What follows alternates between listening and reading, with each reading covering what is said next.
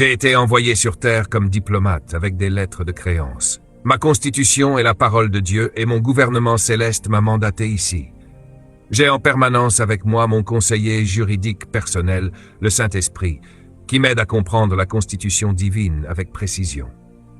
Et mon plus grand ennemi sur la terre n'est pas le diable, mais la religion. Parce que la religion cherche à se substituer au royaume de Dieu. Jésus n'a jamais eu de problème avec les pécheurs, ils étaient même ses amis. Mais ses plus grands opposants étaient les chefs religieux qui prétendaient connaître Dieu, mais ne comprenaient pas son message.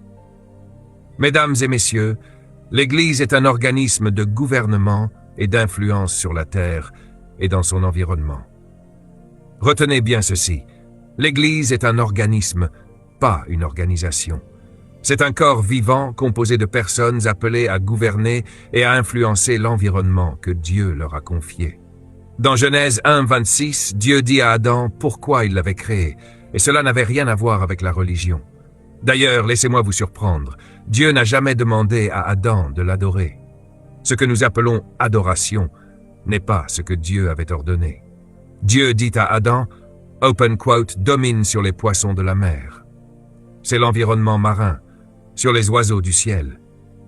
L'environnement aérien, sur les bêtes et les plantes de la terre. L'environnement terrestre et sur tout ce qui s'y trouve, y compris l'or, la résine, les pierres précieuses et tous les trésors du sol. Autrement dit, Dieu donna à Adam une autorité royale complète sur la terre. Il lui confia la gouvernance du monde physique. Dieu lui donna le monde du ciel pour gérer le monde de la terre. Ce que cela signifie, c'est que le type de monde que vous bâtissez détermine les conditions de votre environnement. Un monde corrompu crée une terre corrompue. Les systèmes déterminent l'atmosphère.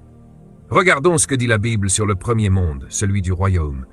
Dans Matthieu 25, 34, Jésus dit, open quote, « Alors le roi dira à ceux qui seront à sa droite, « Venez, vous qui êtes bénis de mon Père, prenez possession du royaume préparé pour vous depuis la fondation du monde. » Close quote. Remarquez cela, le royaume a été préparé depuis la création du monde. Autrement dit, avant même la création de la terre, le royaume existait déjà.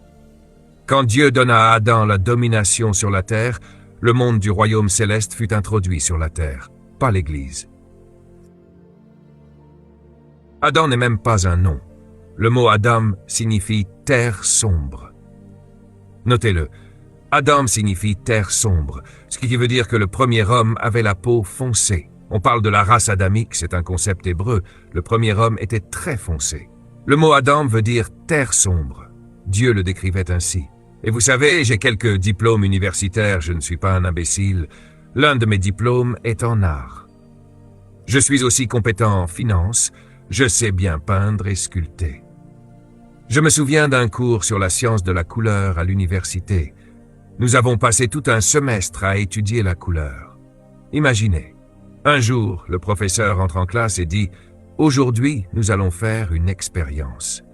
Il avait environ 60 couleurs dans de petites tasses sur les tables et il demanda à chaque étudiant de verser sa tasse dans un grand seau à l'avant.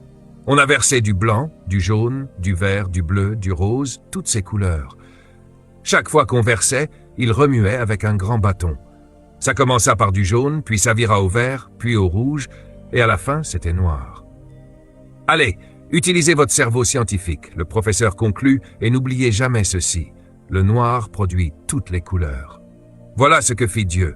Il dit que le premier homme devait être très sombre, parce que Dieu a créé un seul être humain à partir du sol et n'est jamais revenu en arrière. Puis-je le répéter une fois de plus? Lorsque vous lisez la Bible, Dieu n'a fait qu'un seul humain à partir de la terre. Il n'est jamais revenu en arrière. Même la femme ne fut pas faite du sol, elle sortit de l'homme, et à partir de cet unique homme, Dieu a fait toutes les nations. Cela signifie que les couleurs existaient déjà, donc nous sommes tous cousins. Ne faites pas preuve de préjugés près de moi. Allez, passez à autre chose. Les archéologues ont découvert dans leurs recherches que les plus anciens vestiges humains se trouvent encore en Afrique. Le mot « Afrique » signifie « à la peau foncée ». Voici mon point.